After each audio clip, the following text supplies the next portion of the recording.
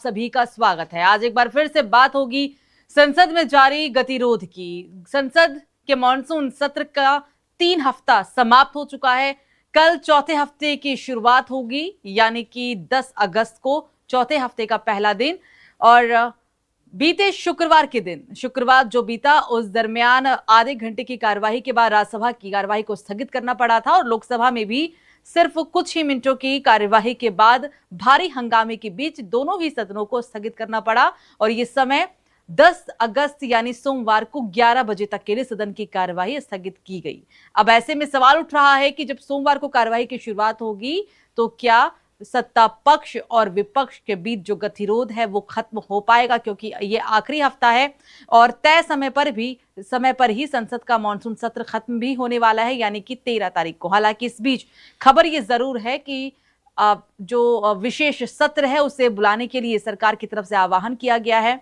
हालांकि अब ये आने वाला समय तय करेगा कि जो विशेष सत्र की तारीख 16, 17 और 18 अगस्त है वो उन दिन 3 तारीख में विशेष सत्र बुलाया जाएगा या फिर नहीं, ये आने वाले समय में ही पता चलेगा। लेकिन इस बीच कल जब संसद के मॉनसून सत्र की शुरुआत होगी 11 बजे के बाद, जब एक बार फिर से सदन की कार्यवाही सुचारू रूप से चलेगी, तो ऐसे में कल एक बहुत ही बड़ा मुद्दा सरकार की तरफ से उठाया जाएगा। एफसीआरए विधेयक को लेकर चर्चा होगी और कांग्रेस पहले ही कह चुकी है कि एफसीआरए का वो पुरजोर विरोध करने वाली है, क्योंकि वो नहीं चाहती कि एफसीआरए जो कानून है, जो विधेयक है, उसे पारित करने के लिए ध्वनि मत का इस्तेमाल हो, क्योंकि एक लंबे चर्चा के बाद ही कांग्रेस चाहती है कि इस विधेयक पे सहमति बन सके। क्योंकि जहां सरकार इस विधेयक को लेकर काफी सारे फायदे गिनवा रही है, तो वहीं विपक्ष इसके नुकसान भी गिनवा रहा है और इससे क्या परेशानियां हो सकती है संस्थाओं को, निजी संस्थाओं को, गैर सरकारी संस्थाओं को, उसको लेकर भी वो काफी सारे फायदे नुकसान गिनवा चुका है। तो ऐसे में कल पूरी उम्मीद है कि गृह मंत्री अमित शाह संसद के अंदर अभिभाषण भी देंगे, भाषण भी देने वाले हैं और विपक्ष को उनके सवालों का जवाब भी मिलने वाला है, क्योंकि विपक्ष एक बात पर लगातार अड़ा हुआ है। जब से संसद के मॉनसून सत्र की शुरुआत हुई और जब से जंतर मंतर का मुद्दा समाप्त हुआ, तब से विपक्ष एक ही बात पर अड़ा हुआ है कि गृह मंत्री के साथ बातचीत करना चाहता है और गृह मंत्री का संसद के अंदर जवाब चाहता है 20 जुलाई को जंतर मंतर पर हुए छात्रों के खिलाफ कार्रवाई को लेकर। तो ऐसे में उम्मीद पूरी है कि कल गृह मंत्री अमित शाह आएंगे, जवाब देंगे और इस विधेयक को लेकर चूंकि चर्चा भी होगी। प्रधानमंत्री नरेंद्र मोदी ने हालांकि एनडीए के 45 सांसदों के साथ बैठक भी की, नाश्ते टेबल पे ये बातचीत हुई। अब बैठक में किन किन रणनीतियों पर चर्चा हुई, कौन कौन सी रणनीतियां तैयार की गई है, ये कहना भी जल्दबाजी होगी बस। लेकिन जो बैठक को लेकर खबर आई थी वो ये था कि ये बैठक काफी अहम है, क्योंकि इसमें 45 सांसद मौजूद थे और 45 सांसदों के साथ प्रधानमंत्री की नाश्ते टेबल पे बैठक काफी अहम थी। अब क्योंकि इंतजार जो है वो सोमवार का है, प्रश्नकाल में वित्तीय, शिक्षा, रोजगार, पर्यावरण और अन्य महत्वपूर्ण विषयों से जुड़े सवाल भी उठाए जाएंगे। और अब सबसे बड़ा सवाल यही है कि सोमवार को संसद में बहस और चर्चा होगी या फिर हंगामे का सिलसिला यूं ही 4 दिनों तक जारी रहेगा। 10, 11, 12, 13 ये 4 दिन कार्यवाही के और बचे हुए हैं। 19 बैठकें इसमें होनी थी और 4 हफ्ते का ये पूरा सत्र था। बहुत सारी उम्मीदें थी सरकार को इस सत्र से लेकर, लेकिन जो उम्मीदों के साथ कार्यवाही की शुरुआत हुई, पहले दिन से लेकर आखिरी दिन तक ऐसा लग रहा है कि हंगामा थमने का नाम नहीं लिया और जितने भी राष्ट्रहित से जुड़े हुए मुद्दे थे, जितने भी विधेयक थे, उन्हें पास कराने में, उन्हें पारित कराने में सरकार को एड़ी चोटी का जोड़ लगाना पड़ा। और खामियाजा इसका ये रहा कि अभी भी जो सबसे जरूरी विधेयक है, एफसीआरए, परिसीमन और महिला आरक्षण, ये 3 विधेयक अभी भी अधर में अटके हुए नजर आ रहे हैं। उम्मीद पूरी है कि एफसीआरए पर बातचीत होगी सोमवार के दिन। इस विधेयक को जो कानून मंत्री है अर्जुन राम मेघवाल, वो संसद के पटल पर इसे पेश करेंगे और चर्चा संभव हो सके। लेकिन सिर्फ ये उम्मीदें, ये कयास लगाए जा रही हैं सरकार की तरफ से भी और आम लोगों की तरफ से भी, लेकिन विपक्ष की अलग ही रणनीति है, वो जो कि सभी को दिखाई भी दे रहा है। अपनी बात को लेकर अड़िग, अपनी बात को लेकर उनका जो है कि गृह मंत्री आकर जवाब दे तभी बात बनेगी, उससे पहले वो पहले ही साफ कर चुके हैं कि जब तक गृह मंत्री जवाब नहीं देंगे, जब तक गृह मंत्री बात नहीं करेंगे, तब तक वो संसद को चलने नहीं देंगे। और हो भी कुछ ऐसा ही रहा है। और साथ में आपको परिसीमन और एफसीआरए को लेकर मुख्य अहम बिंदु मैं आपको बताती हूं कि ये इतना जरूरी क्यों है और इसके क्या मेन पॉइंटर्स हैं। संसद के मॉनसून सत्र में एफसीआरए संशोधन और परिसीमन से जो अहम मुद्दे यहां पर रहने वाले हैं, जो अहम सवाल रहने वाले हैं, उसको लेकर आपको बताते हैं। एफसीआरए यानी कि विदेशी अंशदान विनियमन कानून में संशोधन को लेकर सरकार और विपक्ष के बीच तेज बहस हो सकती है, पूरी उम्मीद है। इस बिल के जरिए विदेशी फंडिंग हासिल करने वाले संगठनों और संस्थाओं से जुड़े नियमों में बदलाव भी प्रस्तावित है और साथ ही सरकार का इसको लेकर तर्क है कि विदेशी धन के इस्तेमाल में पारदर्शिता और निगरानी को मजबूत करना बहुत जरूरी है और इसीलिए इस कानून को लागू करना भी बहुत जरूरी हो जाता है। ये सरकार अपनी तरफ से तर्क पेश कर रही है। वहीं विपक्ष इस एफसीआरए कानून को लेकर क्या कहता है, इस विधेयक को लेकर क्या कहता है, वो समझिए। एफसीआरए के प्रावधानों को लेकर सरकार पर गैर सरकारी संगठनों की स्वतंत्रता प्रभावित करने का विपक्ष के द्वारा बार बार आरोप लगाया जा रहा है। दूसरी ओर परिसीमन से जुड़ा हुआ मुद्दा भी संसद की कार्यवाही में एक राजनीतिक रूप से बेहद अहम माना जा रहा है। संसद के सत्र के दरमियान ही दो विधेयक बहुत जरूरी थे सरकार के लिए। पहला था महिला आरक्षण और दूसरा था परिसीमन, और इन्हीं दोनों विधेयक पे ना चर्चा हो पाई, ना इसे संसद के पटल पर पेश किया गया और ना चर्चा संभव हो पाई। और आगे अब इन्हीं दोनों विधेयकों के लिए भी संसद के मॉनसून सत्र के खत्म होने के बाद जो विशेष सत्र है उसे बुलाने की योजना सरकार की तरफ से की जा रही है। लेकिन ये योजना पूरी हो पाएगी क्योंकि विपक्ष को इसके लिए न्योता दिया जाएगा। विपक्ष मानता है, नहीं मानता है, क्योंकि बिना चर्चा के और बिना विपक्ष की मौजूदगी के इस विधेयक को पारित करना भी सरकार के लिए बहुत बड़ी चुनौती होगी और सरकार ऐसा नहीं कर सकती। कांग्रेस पहले ही साफ कर चुकी है कि वो एफसीआरए का पुरजोर विरोध करेंगे और ध्वनि मत से जो बाकी के विधेयक पास हुए, चाहे वो एंटी पेपर लीक बिल हो या फिर वंदे मातरम हो या फिर जन्म मृत्यु पंजीकरण विधेयक हो, वो ये सारे जो विधेयक थे वो ध्वनि मत के बाद ही पारित हो पाए थे। लेकिन इन बाकी के बचे हुए विधेयकों में महिला आरक्षण, परिसीमन और एफसीआरए, यहां पर सरकार ऐसा नहीं कर सकती। एक लंबी चर्चा की जरूरत है और लंबी चर्चा के बाद ही सरकार इस विधेयक को पास कर सकती है। सबसे बड़ी मुश्किल सरकार के पास इस वक्त यही है। एफसीआरए का पूरा नाम क्या है आप ये समझिए, ये आपको बताते हैं। दरअसल ये है फॉरेन कॉन्ट्रीब्यूशन रेगुलेशन एक्ट, यानी कि विदेशी अंशदान विनियमन अधिनियम। और ये कानून भारत में विदेशी चंदे या फिर विदेशी फंडिंग को नियंत्रित भी करता है। इसके तहत एनजीओ, ट्रस्ट, सामाजिक और धार्मिक संगठनों समेत कुछ संस्थाओं को विदेश से मिलने वाले धन के लिए नियमों का पालन करना होता है। सरकार एफसीआरए के जरिए यह सुनिश्चित करती है कि विदेशी फंड का इस्तेमाल तय कानूनी और घोषित उद्देश्यों के लिए हो रहा है या फिर नहीं।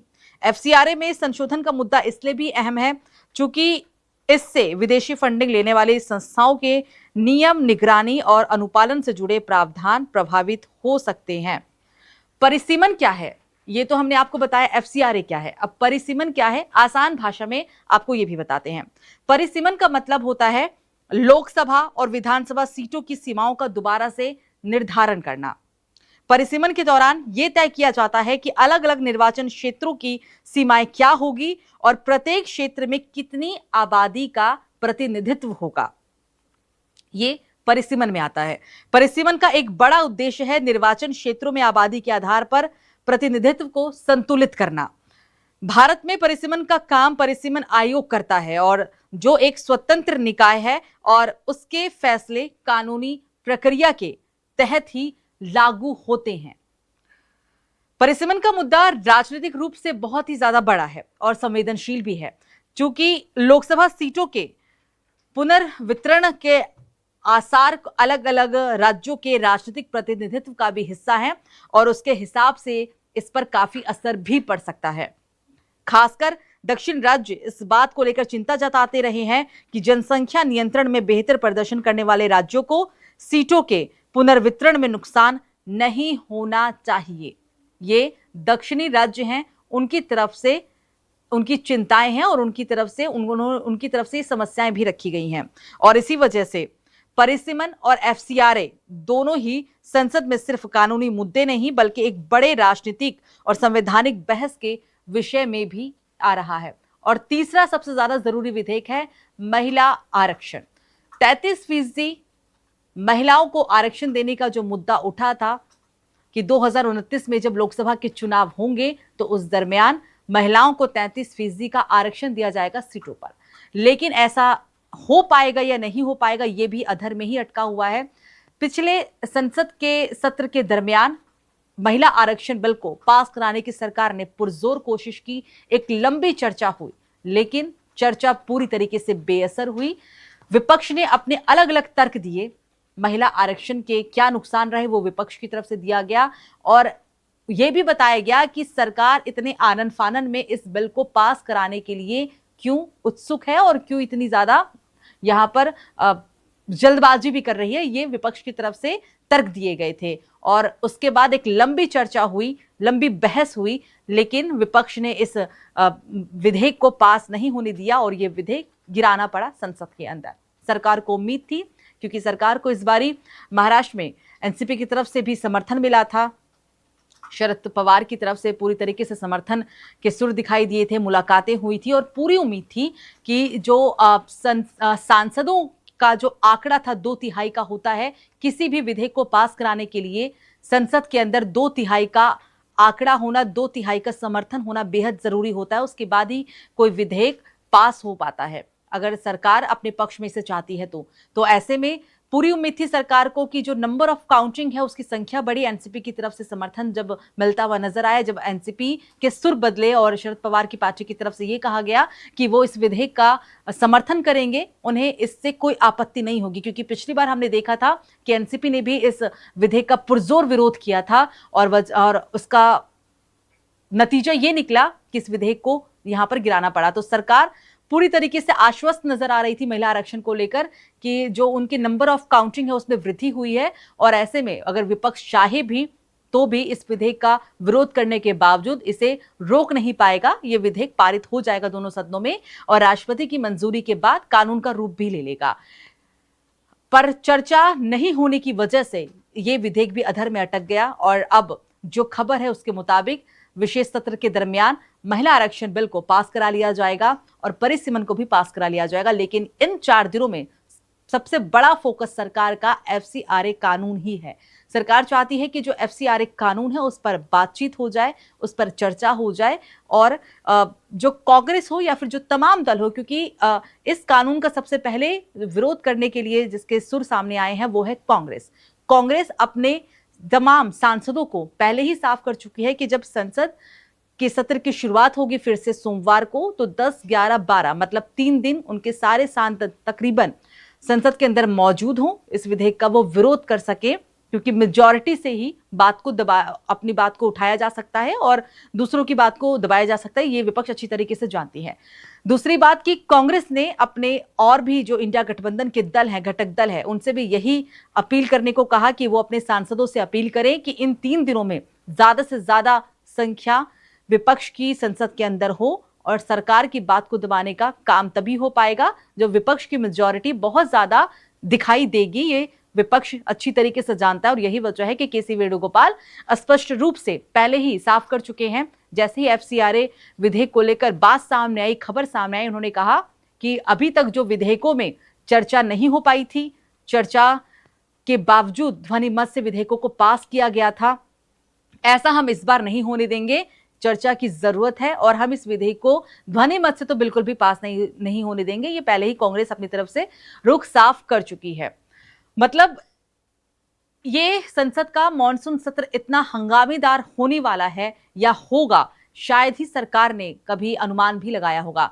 20 जुलाई से इस सत्र की शुरुआत होती है। मैं आपको संक्षिप्त भाषा में पूरा यहां पर समझाने की कोशिश करूंगी। जब 20 जुलाई को इस सत्र की शुरुआत हुई तो उस दरमियान जंतर मंतर पर छात्रों का प्रदर्शन देखने को मिल रहा था और 20 जुलाई को ही छात्रों की तरफ से जंतर मंतर कूच की भी बात कही गई थी। सीजेपी की तरफ से जंतर मंतर कूच की बात कही गई। उसके बाद पूरे दिन बवाल हुआ। 1.5 हफ्ते के बाद लगभग ये पूरा मामला शांत हुआ। जब ये मामला शांत हुआ तो फिर राम मंदिर चढ़ावा चोरी को लेकर खूब बवाल हुआ और यहां तक भी चीजें देखने को मिली कि पप्पू यादव साधु के भेष में भिक्षा मांगते हुए नजर आए और उनका साथ देते हुए, चाहे वो समाजवादी पार्टी के सांसद हो, चाहे वो कांग्रेस के सांसद हो या फिर और दूसरे इंडिया गठबंधन के सांसद हो, वो सभी पुरजोर तरीके से सुर में सुर मिलाते हुए नजर आए थे। और ये मामला फिर से राजनीतिक रूप लिया, विरोध प्रदर्शन देखने को मिले, हंगामा हुआ, बवालबाजी हुई और एफआईआर तक दर्ज हुआ। मतलब ये दो मुद्दों पर सरकार को लगातार विपक्ष ने घेरने का काम किया है, इस बात से नकारा नहीं जा सकता। और अभी भी अब चूंकि जंतर मंतर का पूरा मामला शांत हो चुका है, सरकार से सीजेपी जो बातें अपनी मनवाना चाहती थी, चाहे वो धर्मेंद्र प्रधान का इस्तीफा हो या फिर इस कानून के जरिए जो चाहती थी सीजेपी की अगर कोई पेपर लीक करता पकड़ा जाए या फिर कोई आरोप इसका सिद्ध हो जाए तो उसके लिए क्या किस तरीके से उनको कानूनी सजा दी जाए, उसका प्रावधान वो चाहती थी। सरकार ने ऐसा ही किया, 2024 का जो विधेयक था उसे संशोधित किया और अब सजा का प्रावधान भी बढ़ाया गया और जुर्माने का प्रावधान भी बढ़ाया गया। मतलब सीजेपी की मांगों को सरकार ने मान लिया। इन मांगों को मानने के बाद विपक्ष अब अलग ही सुर में नजर आया। विपक्ष का कहना था कि जो 20 जुलाई को कार्रवाई सीजेपी के छात्रों को, सीजेपी के जो वहां पर प्रतिनिधित्व मंडल था या फिर सीजेपी को जो समर्थन कर रहे थे वो लोग थे या फिर बाहर से आए हुए जो छात्र थे उनका जो समर्थन था, अब उनके खिलाफ जो कार्रवाई देखने को मिली थी पुलिसिया, कई सारे वीडियोस वायरल हुए थे जिसमें पुलिस की बर्बरता देखने को मिली। और उस बर्बरता के बाद विपक्ष ने एक बार फिर से हल्ला बोला और विपक्ष का यही कहना था कि छात्रों पर इस तरीके की कार्रवाई करने का आदेश किसके द्वारा दिया गया और पूरी तरीके से जिम्मेदारी लेने के लिए गृह मंत्री अमित शाह को ही इसका जिम्मेदार ठहराया गया। और विपक्ष यही चाहता है कि गृह मंत्री सामने आए, इसकी जिम्मेदारी ले और वो ये स्पष्ट रूप से विपक्ष को बताने का काम करे, देश की जनता को बताने का काम करें कि पुलिसिया कार्रवाई किसके आदेश के बाद हुई। हालांकि ये सिर्फ एक तरफा कार्रवाई की विपक्ष यहां बात कर रहा है, सिर्फ पुलिस ने जो कार्रवाई की पूरा सच वो नहीं था। हमने और मीडिया चैनल्स के दरमियान ये भी दिखाया गया और चैनलों पे ये भी चला कि पुलिस के खिलाफ भी किस तरीके का माहौल पूरा वहां पर बनाया गया था, पत्थरबाजी की गई थी, छात्रों ने किस तरीके का उग्र प्रदर्शन किया था और उन चीजों को नियंत्रण में करने के लिए पुलिस की तरफ से लाठीचार्ज भी हुए, पुलिस की तरफ से आंसू गैस के गोले भी छोड़े गए और पुलिस की तरफ से तमाम प्रक्रियाएं देखने को मिली। ये भी यहाँ इनकार नहीं किया जा सकता, स्पष्ट रूप से देखा गया। तो इन्हीं सारे मुद्दों को लेकर 20 जुलाई से ही विपक्ष सरकार पर हमलावर ही है। हर एक नए मुद्दे को लेकर, हर बात को लेकर विपक्ष लगातार सरकार को घेरने का काम कर रहा है। नीट पेपर लीक हो, पुलिस की तरफ द्वारा की गई कार्रवाई हो या फिर राम मंदिर चढ़ावा चोरी हो और अब एक नया मुद्दा एफसीआरए और उसके बाद जाहिर सी बात है जब परिसीमन के लिए और महिला आरक्षण के लिए विशेष सत्र को बुलाया जाएगा तो उस दरमियान भी हंगामा तो होगा ही होगा। अगर सरकार की ये कोशिश रहेगी कि वो 3 दिनों के अंदर चर्चा के बाद इन दोनों विधेयकों को पास करा पाएंगे तो ये बहुत जल्दबाजी होगी यहाँ पर कहना, क्योंकि वहां पर भी विपक्ष बवाल तो करेगा ही करेगा, इसमें कोई दो राय नहीं आप कह सकते, दो मत नहीं कह सकते। तो ऐसे में उम्मीद अब सभी की इसी बात पर टिकी हुई है कि अब आने वाला सोमवार चूंकि कल ही है, 11 बजे तक सदन की कार्यवाही स्थगित है। अब आने वाले सोमवार के दिन क्या नया देखने को मिलेगा? क्या सोमवार के दिन ये पूरा बवाल शांत हो पाएगा? क्या सोमवार को बातों का सिलसिला चलेगा, चर्चा का सिलसिला जारी रहेगा या फिर गतिरोध यूं ही देखने को मिलेगा? ये आने वाला समय ही तय करेगा। हमने देखा कि वीरवार के दरमियान भी मल्लिकार्जुन खड़गे किरेन रिजिजू को ये तक बोलते हुए नजर आए और जो सांसद थे उन्हें ये तक बोलते हुए नजर आए कि उन्हें लग रहा है कि अब उन्हें और दूसरे सांसदों से भाषण क्या बोलना चाहिए, संसद में किस तरीके की शब्दों का इस्तेमाल करना चाहिए, उन्हें सीखने की जरूरत है। बात यहां तक भी पहुंची। हालांकि ओम बिरला के बार बार हस्तक्षेप करने के बावजूद, ओम बिरला के बार बार दखल देने के बावजूद विपक्ष अपनी बातों पर अड़ा रहा और विपक्ष का हंगामा यूं ही जारी रहा। इस बीच आपको याद दिला दे कि वीरवार के दिन, बुधवार और वीरवार के दिन किरेन रिजिजू ने विपक्ष के नेता यानी कि राहुल गांधी से मुलाकात करने की कोशिश की और मुलाकात कर उनकी ये पूरी यही कोशिश थी कि गतिरोध को थोड़ा सा खत्म किया जाए। उनके साथ प्रियंका गांधी भी मौजूद थी। कई घंटों तक ये मुलाकात का सिलसिला चला, बातचीत का सिलसिला चला, लेकिन नतीजा कुछ भी नहीं निकला। नतीजा बेनतीजा ही रही ये मुलाकात भी और हंगामा शुक्रवार तक यूं ही जारी रहा। सरकार को उम्मीद थी कि शायद अगर राहुल गांधी से बात करने की यहां पर कोशिश होगी, राहुल गांधी अपने सांसदों को समझाएंगे और तमाम विपक्ष के सांसदों को समझाएंगे, तो शायद ये समय की बर्बादी और नहीं होगी। चाहे, क्योंकि हम सभी जानते हैं कि संसद का एक एक मिनट कितना कीमती है, समय भी कीमती है, और उस एक एक मिनट को खर्च करने के लिए, देशहित के मुद्दों को संसद के पटल पर रखने के लिए, विधेयकों को पास कराने के लिए लाखों रुपए खर्च किए जाते हैं हर मिनट में। और इस गतिरोध की वजह से जनता का पैसा बर्बाद हो रहा है, संसद का समय बर्बाद हो रहा है, और इतना कीमती समय संसद का उस इन गतिरोध की वजह से किस तरीके से पूरा का पूरा बर्बादी यहां पर देखने को मिल रही है, इस बात को भी नकारना मुश्किल होगा। तो ऐसे में विपक्ष की तरफ से जहां पर हो हंगामे का सिलसिला जारी रहने वाला है कल भी, तो वहीं सरकार को पूरी उम्मीद है कि शायद वो विपक्ष को समझा पाएं और इस बचे हुए विधेयकों पर चर्चा कर पाएं और बचे हुए विधेयक को संसद के पटल पर रख पाएं, पास करा पाएं। इसी उम्मीद के साथ कल एक बार फिर से संसद के मॉनसून सत्र की शुरुआत हो जाएगी। 11 बजे तक हालांकि सदन की कार्यवाही स्थगित है। 11 बजे के बाद जब सदन की कार्यवाही दोबारा से सुचारू रूप से चलेगी, तो पूरी इसी उम्मीद में सरकार रहेगी कि अब अपने देशहित के मुद्दों को, जनहित के मुद्दों को पेश करे, बात करे और उन्हें गतिरोध के बावजूद, गतिरोध के बीच में या फिर विपक्ष के विरोध के बावजूद इन्हें पास कराने में सफल हो सके। तो फिलहाल बुलेटिन में मेरे साथ इतना ही। आप देखते रहिए TV7 भारत। नमस्कार।